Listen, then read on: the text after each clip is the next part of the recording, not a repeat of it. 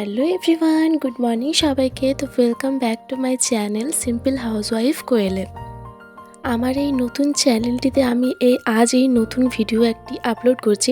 আশা করছি তোমাদের ভিডিওটি আমার ভালো লাগবে। আর যারা যারা আমার ভিডিওটি এখন দেখছো সবাইকে একটাই অনুরোধ করি, প্লিজ আমার চ্যানেলটি একটু সাবস্ক্রাইব করে দিও, যাতে আমি আরও একটু এগিয়ে যেতে পারি।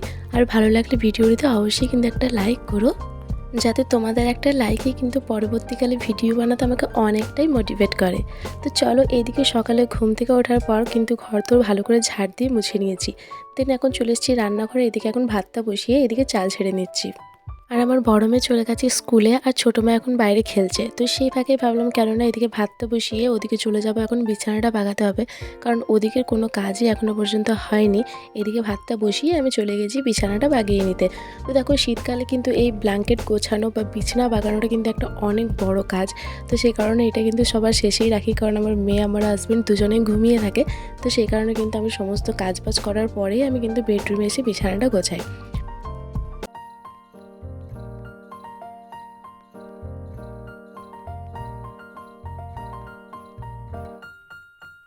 তো দেখো, এইদিকে আমার বিছানাটা পুরো টান টান করে গুছিয়ে রাখা হয়ে গেছে।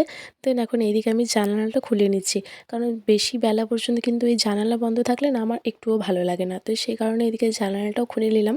আর এদিকে এখন আলমারি আর ড্রেসিং টেবিলটা একটু হালকা করে মুছে নিচ্ছি। এগুলো কিন্তু আমি দুদিন পর পর ডাস্টিং ক্লিনিং করি। তো সেই কারণে আমি প্রতিদিন ঠিকঠাকভাবে করি না, হালকা পাতলা একটু করে গুছিয়ে নিই, একটু ধুলোগুলো মুছে নিই, ব্যাস। আর 2-3 দিন পর পর হয়তো একটু সব কিছু নামিয়ে গুছিয়ে নিই। তো চলো, এবার সমস্ত কিছু করিয়ে মেয়েকে পড়ানোও হয়ে গেছে, তারপর চলে এসেছি এখন রান্নাঘরে। এদিকে দেখো, আমার ডালটাও আমি বসিয়ে গেছিলাম, তো এদিকে আমার ডালটাও হয়ে গেছে। তো এদিকে কিন্তু আমার ভাত ডাল দুটোই হয়ে গেছে। আমি ডালটা নামিয়ে নিয়েছি, আর ভাতটা আগেও নামিয়ে নিয়েছি, সেটা তোমাদের সাথে শেয়ার করা হয়নি। আর তারপর দেখলাম বাবা নিয়ে এসেছে বাজার থেকে মাছ, আর দেখলাম ঘরে দুটো বেগুনও রয়েছে।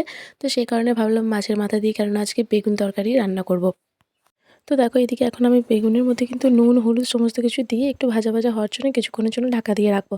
তারপর মশলা টশলা দিয়ে নামিয়ে নেবো। আর মা মাছটা ওই ঘরে রান্না করে দিয়েছিলো, সেই জন্য আর তোমাদের সাথে শেয়ার করা হয়নি। তো দেখো, এদিকে আমার বেগুন তরকারি পুরোপুরি কমপ্লিট। তো তারপর দেখো, এদিকে আমি বেগুন তরকারিটা নামিয়েও নিয়েছি, আর ওপর থেকে কয়েকটা ধনেপাতা ছড়িয়ে দিলাম। রান্নার সময় দিয়েছিলাম, তো ওপর থেকে আরও কয়েকটা দিয়ে দিলাম। তো চলো, রান্নাবান্না আমার কমপ্লিট। এদিকে দেখো, আমি এখন রান্নাঘরটাকেও ভালো করে পরিষ্কার করে নিচ্ছি। তো আজকের এই ভিডিওটি আমার এই পর্যন্তই। দেখা হচ্ছে তোমাদের সাথে নেক্সট ভিডিওতে। আর যারা যারা চ্যানেলটি সাবস্ক্রাইব করোনি অবশ্যই কিন্তু চ্যানেলটি সাবস্ক্রাইব করো, আর আমার একটু পাশে থেকো, তাহলেই চলবে। তো চলো, আজকের মতো ভিডিওটি এই পর্যন্তই। টাটা, তোমরা সবাই ভালো থেকো।